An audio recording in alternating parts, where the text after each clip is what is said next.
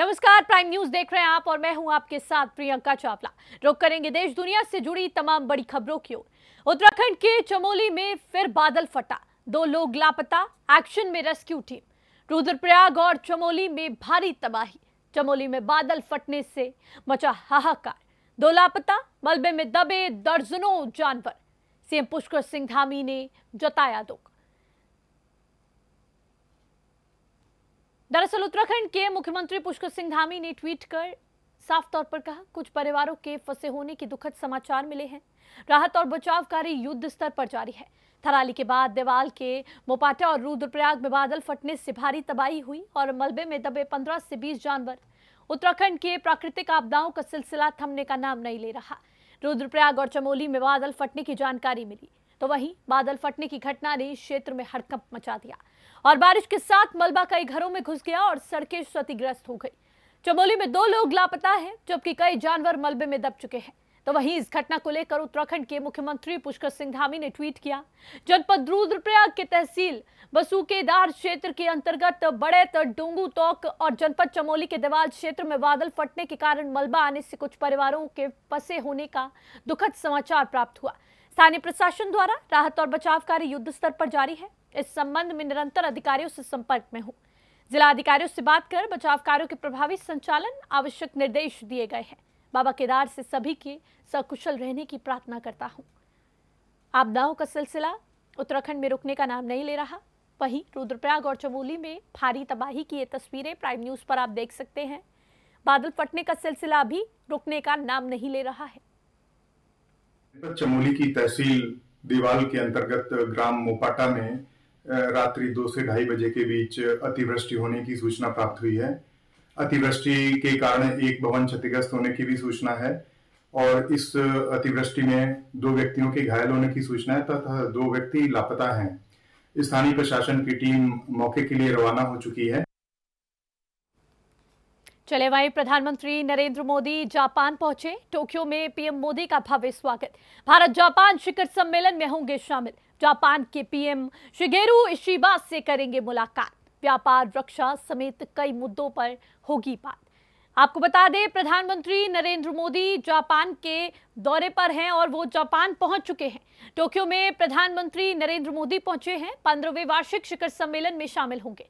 दोनों देशों के बीच रणनीतिक और आर्थिक साझेदारी को लेकर ये दौरा है। ऐसे में प्रधानमंत्री नरेंद्र मोदी का एयरपोर्ट पर भव्य स्वागत किया गया। व्यापार, रक्षा समेत कई मुद्दों पर इस दौरान बात होगी। प्रधानमंत्री नरेंद्र मोदी जापान पहुंच चुके हैं। टोक्यो में पीएम मोदी का एयरपोर्ट पर भव्य स्वागत किया गया।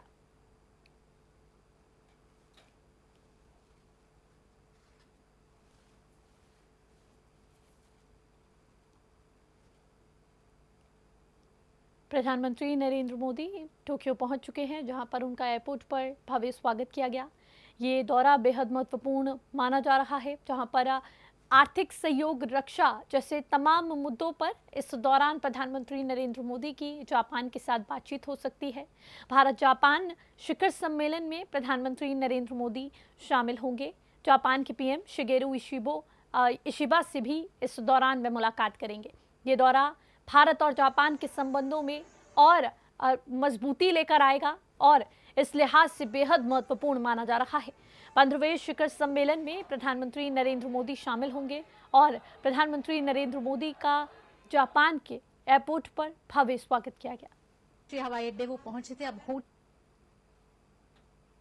और टोक्यो पहुंचने पर पीएम मोदी का एक्सपर्ट पोस्ट। मैं जापान यात्रा को लेकर उत्सुक हूं। पीएम इशिबा अन्य लोगों से मिलने के लिए उत्सुक हूं। ये यात्रा मौजूदा साझेदारियों को और मजबूत करेगी। सहयोग के नए रास्ते तलाशने का अवसर मिलेगा। सहयोग के नए रास्ते तलाशने का अवसर भारत को मजबूती देगा और जापान के साथ संबंधों को और प्रगाढ़ करेगा। प्रधानमंत्री नरेंद्र मोदी ने जापान के दौरे से पहले यहां पर जापान पहुंचने पर, टोक्यो पहुंचने पर एक्स पर पोस्ट किया और साफ तौर पर कहा, मैं जापान यात्रा के लिए बहुत उत्सुक हूँ। पीएम इशिबा अन्य लोगों से मिलने के लिए बेहद उत्सुक हूँ। ये यात्रा मौजूदा साझेदारियों को और मजबूत करेगी और जापान और भारत के रिश्तों को भी मजबूत करेगी। सहयोग के नए रिश्ते बनेंगे। सहयोग के नए रास्ते तलाशने का इस दौरान अवसर मिलेगा।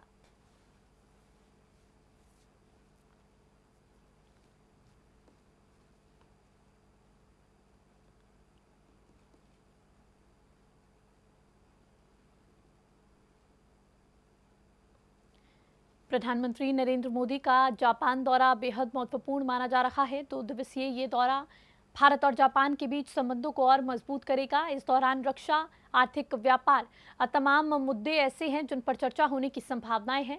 इसको लेकर प्रधानमंत्री नरेंद्र मोदी ने भी अपने एक्स हैंडल पर पोस्ट कर कहा कि मैं जापान दौरे को लेकर बेहद उत्सुक हूं। आगे बढ़ेंगे खबरों में। लखनऊ में राज्य निर्वाचन आयोग के कार्यालय भवन का शिलान्यास आज सुबह 10:45 पर होगा शिलान्यास।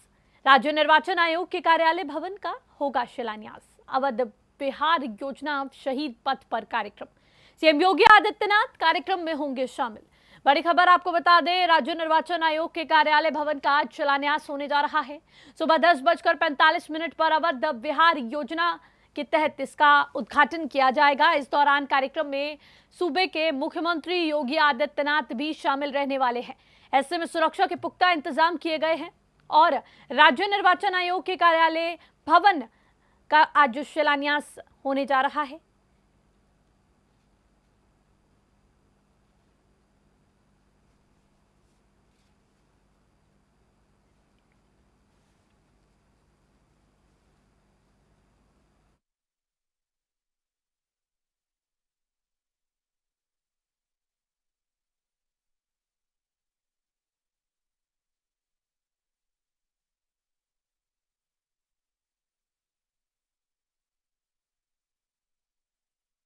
और वहीं मुख्यमंत्री योगी आदित्यनाथ का आज प्रतापगढ़ दौरा बेहद महत्वपूर्ण। आज 1:40 पर पुलिस लाइन में उतरेंगे मुख्यमंत्री योगी आदित्यनाथ। सीएम योगी पहले मां बहला देवी का दर्शन करेंगे, विकास परियोजनाओं का लोकार्पण करेंगे और शिलान्यास करेंगे। 550 करोड़ से अधिक योजनाओं की आज सौगात देंगे। कई योजनाओं के लाभार्थियों को प्रमाण पत्र भी मुख्यमंत्री योगी आदित्यनाथ देंगे। ऐसे में मुख्यमंत्री योगी आदित्यनाथ के आगमन से पहले शासन और प्रशासन अलर्ट मोड पर है। सुरक्षा के पुख्ता इंतजाम किए गए हैं। प्रतापगढ़ का दौरा आज बेहद महत्वपूर्ण माना जा रहा है। 1:40 पर मुख्यमंत्री का हेलीकॉप्टर उतरेगा। ऐसे में आज कई करोड़ों की सौगात प्रतापगढ़ को मिलने वाली है। सीएम योगी आदित्यनाथ आज प्रतापगढ़ को करोड़ों की सौगात देंगे और कई विकास परियोजनाओं का शिलान्यास और लोकार्पण भी करेंगे। ये दौरा विकास के लिहाज से बेहद महत्वपूर्ण माना जा रहा है। ऐसे में शासन और प्रशासन मुख्यमंत्री योगी आदित्यनाथ के इस दौरे को लेकर यहां पर मुस्तैद हो चुके हैं। सुरक्षा के पुख्ता इंतजाम किए गए हैं। आपको बता दें, आज कई करोड़ों की सौगात प्रतापगढ़ को दी जाएगी। साथ ही साथ लाभार्थियों को प्रमाण पत्र भी वितरित आज मुख्यमंत्री योगी आदित्यनाथ की तरफ से किए जाएंगे। विकास परियोजनाओं का लोकार्पण होगा, शिलान्यास होगा और प्रतापगढ़ के विकास को 4 चांद आज लगने वाले हैं।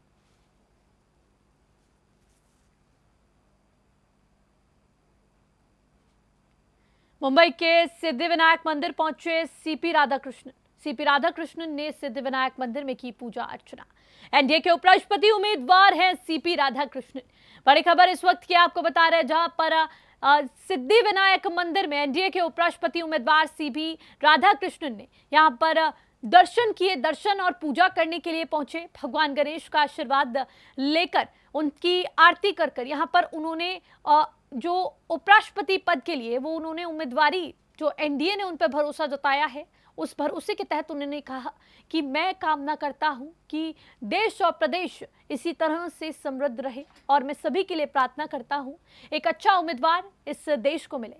सीपी राधाकृष्णन ने सिद्धिविनायक मंदिर में पूजा अर्चना की। इस दौरान उन्होंने प्रदेशवासियों की सुख समृद्धि की भी कामना की। एनडीए के उपराष्ट्रपति उम्मीदवार सीपी राधाकृष्णन मुंबई के सिद्धिविनायक मंदिर पहुंचे, जहां उन्होंने पूजा अर्चना की और भगवान गणेश की यहां पर आरती कर उनसे आशीर्वाद प्राप्त किया।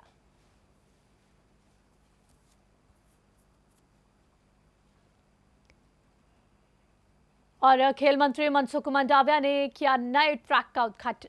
राष्ट्रीय खेल दिवस के मौके पर नए ट्रैक का किया गया उद्घाटन। मनसुख मंडाविया ने ट्रैक पर एक दौड़ भी यहां पर जो कार्यक्रम आयोजित किया गया था उसमें हिस्सा लिया। देश के लाखों युवाओं ने खेल को जीने का प्रण लिया है।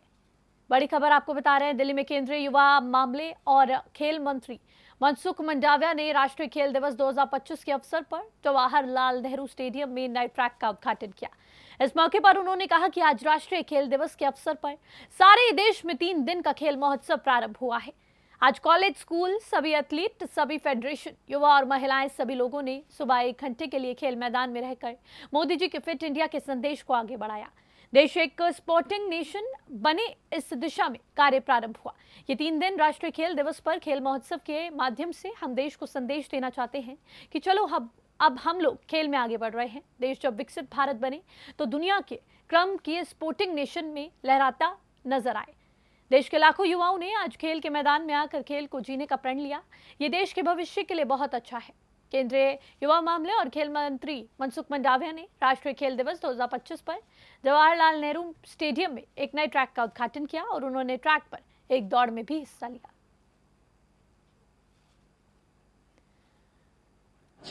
राष्ट्रीय खेल दिन के अवसर पर देश को पहला मोंडो ट्रैक मिला है। ये मोंडो ट्रैक देश दुनिया के 24 कंट्री के पास है, 25वां कंट्री हम बने हैं, जो हमारे एथलीट, पैरा एथलीट सभी को खेलने के लिए एक बेस्ट एनवायरनमेंट देता है, बेस्ट व्यवस्था उपलब्ध कराता है। ये मोंडो ट्रैक आने वाले दिनों में देश के कई मेडल के साक्षी। और मुख्यमंत्री पुष्कर सिंह धामी का आज कार्यक्रम, मेजर ध्यानचंद जी की जयंती पर होगा कार्यक्रम। राष्ट्रीय खेल दिवस 2025 कार्यक्रम में करेंगे प्रतिभाग। 1 बजे में उत्तराखंड में कार्यक्रम में भी प्रतिभाग करेंगे मुख्यमंत्री पुष्कर सिंह धामी। आज खेल दिवस के अवसर पर आज यहाँ पर कई कार्यक्रमों में शिरकत करेंगे। मेजर ध्यानचंद जी की जयंती पर यह कार्यक्रम होगा। राष्ट्रीय खेल दिवस 2025 कार्यक्रम में आज मुख्यमंत्री पुष्कर सिंह धामी प्रतिभाग करेंगे।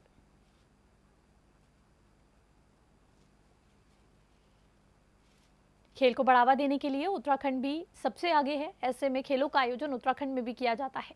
ऐसे में आज खेल दिवस के अवसर पर मेजर ध्यानचंद जी की जयंती पर यह कार्यक्रम होने जा रहा है। राष्ट्रीय खेल दिवस 2025 कार्यक्रम में मुख्यमंत्री पुष्कर सिंह धामी प्रतिभाग करेंगे। और संभल में जुमे की नमाज को लेकर अलर्ट। संभल हिंसा रिपोर्ट के बाद अलर्ट जारी।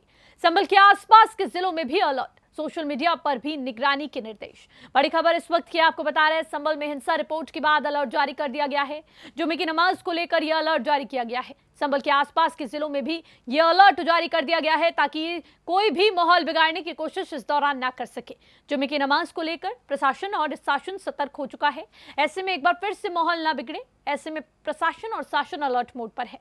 जुमे की नमाज को लेकर यह अलर्ट जारी किया गया है और संभल के साथ साथ बाकी जिलों में भी यह अलर्ट जारी किया गया है ताकि माहौल बिगाड़ने की कोशिश करने वालों पर यहां पर शिकंजा कसा जा सके और इस तरह की कोई आपात स्थिति इस दौरान ना बने। क्योंकि एक बार पहले भी इस संवेदनशील इलाके में हिंसा भड़क उठी है। वहीं हिंसा की रिपोर्ट आने के बाद अब सभी टीमें, प्रशासन अलर्ट मोड पर नजर आ रहा है।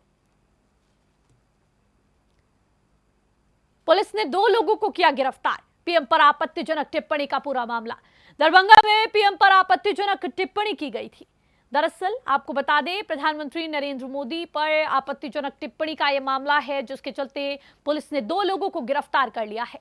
आपको बता दें कि पीएम पर आपत्तिजनक टिप्पणी की गई थी जिसके बाद यहां पर पुलिस ने एक्शन लेते हुए 2 लोगों को गिरफ्तार किया और बाकियों की भी तलाश की जा रही है।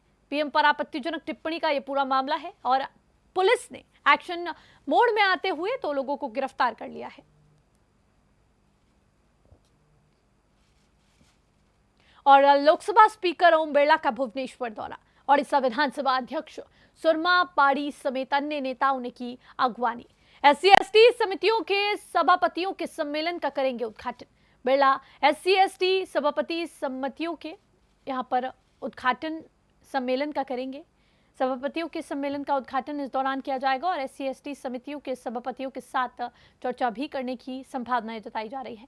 लोकसभा स्पीकर ओम बिरला का ये दौरा बेहद महत्वपूर्ण माना जा रहा है और इस दौरान SC/ST समितियों के सभापतियों के सम्मेलन का उद्घाटन आज ओम बिरला भुवनेश्वर के दौरे के दौरान करेंगे। सुरक्षा के पुख्ता इंतजाम इस दौरे के मद्देनजर किए गए हैं।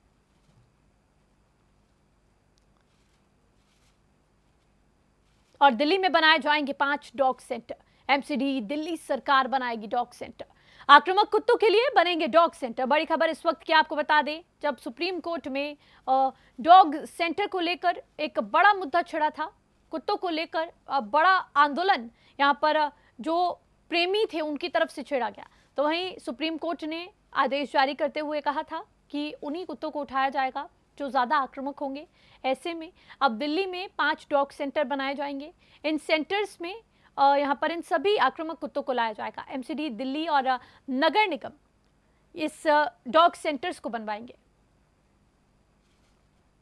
और यूपी में पटाखों की बिक्री पर सरकार सख्त। उत्तर प्रदेश में पटाखों की बिक्री को लेकर राज्य सरकार का आदेश। एससी के निर्देशों का किया जाएगा पालन। ऑनलाइन नहीं होगी पटाखों की बिक्री। गाजियाबाद, नोएडा समेत 8 जिलों में बिक्री पर प्रतिबंध। बड़ी खबर इस वक्त की आपको बता दें, जहां पर सुप्रीम कोर्ट के निर्देशों का पालन किया जाएगा और अब पटाखों की बिक्री पर उत्तर प्रदेश सरकार सख्त नजर आ रही है। गाजियाबाद, नोएडा समेत 8 जिलों में बिक्री पर प्रतिबंध लगाया गया है। यूपी में पटाखों की बिक्री पर सरकार एक्शन मोड में और सख्त नजर आ रही है। पटाखों की बिक्री को लेकर राज्य सरकार ने आदेश जारी कर दिया है और सुप्रीम कोर्ट के निर्देशों का पालन किया जाएगा, साफ तौर पर कहा गया है। ऑनलाइन नहीं पटाखों की बिक्री अब संभव। आज लोलार्क कुंड स्नान पर्व का खास अवसर है। वाराणसी में लोलार्क कुंड स्नान पर्व पर भारी संख्या में श्रद्धालुओं का आना जारी है। भारी संख्या में लोग वाराणसी पहुंच रहे हैं। श्रद्धालुओं का आगमन देखते हुए यातायात व्यवस्था में बदलाव किए गए। 32 घंटे रूट डायवर्जन के साथ नो व्हीकल का नियम लागू किया गया, जो रात 10 बजे तक लागू रहेगा।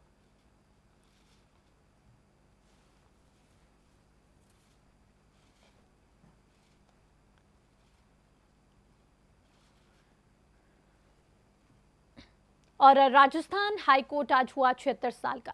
29 अगस्त 1949 को हुई थी राजस्थान हाईकोर्ट की स्थापना। राजस्थान में हाईकोर्ट का उद्घाटन किया गया था जोधपुर में। तत्कालीन राज्य प्रमुख महाराजा सवाई मान सिंह द्वारा किया गया था उद्घाटन। उस दौरान 11 माननीय न्यायाधीशों को दिलाई गई थी शपथ। BR Patel, lieutenant colonel TC Puri सहित SP सिंह की एक समिति ने की थी सिफारिश के आधार पर जयपुर को नए राजस्थान राज्य की राजधानी सहित स्थापित किया गया था। और खबर यूपी के रामपुर से है, जहां अधिकारी ओक पुलिसकर्मी के सामने 2 पक्षों में मारपीट हो गई। रामपुर की तहसील टांडा के गांव खुशालपुर में गुरुवार को विकास कार्यों की जांच करने पहुंची टीम के सामने ही 2 पक्षों के लोग आपस में भिड़ गए। बता दें कि पूर्व प्रधान और वर्तमान प्रधान के साथ दोनों पक्षों के कई लोग आड़े हाथों लड़ने लगे और ऐसे में दोनों पक्षों के बीच जब ये भिड़ंत देखने को मिली तो माहौल गर्मा गया।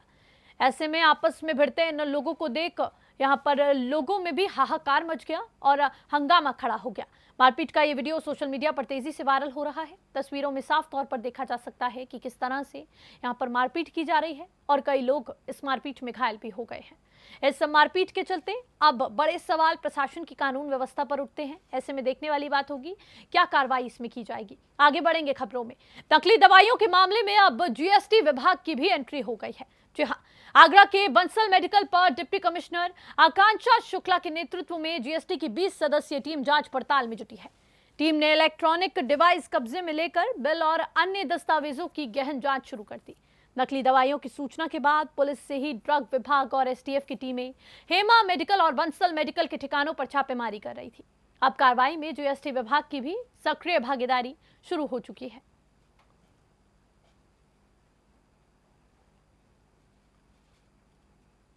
और खबर यूपी के रामपुर से है, जहां अधिकारी ओक पुलिस और पुलिसकर्मी के सामने 2 पक्षों में मारपीट हुई। रामपुर की तहसील टांडा के गांव खुशालपुर में गुरुवार को विकास कार्यों की जांच करने पहुंची टीम के सामने ही 2 पक्ष के लोग आपस में भिड़ गए। बता दें कि पूर्व प्रधान और वर्तमान प्रधान के साथ दोनों पक्षों के कई लोग आ गए और दोनों पक्षों में विकास कार्यों को लेकर जमकर हंगामा खड़ा हो गया। मारपीट का ये वीडियो सोशल मीडिया पर तेजी से वायरल हो रहा है। तस्वीरों में देखा जा सकता है कि किस तरह से दोनों पक्षों ने एक दूसरे को दौड़ा दौड़ा कर पीटा और जमकर मारपीट की। कई लोग इस दौरान घायल भी हो गए।